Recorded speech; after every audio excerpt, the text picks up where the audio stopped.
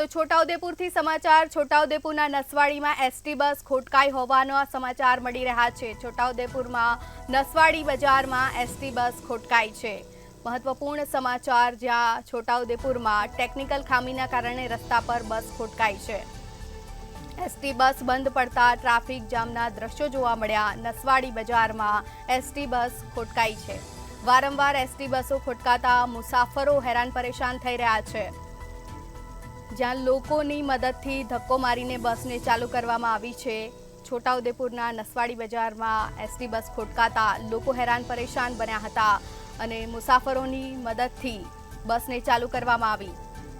Technical ખામીના કારણે વારંવાર આ પ્રકારના દ્રશ્યો સર્જાય છે। ટેકનિકલ ખામીના કારણે એસટી બસ બંધ પડી જાય છે। એસટી બસ બંધ પડી જતા ટ્રાફિક જામના દ્રશ્યો જોવા મળ્યા હતા।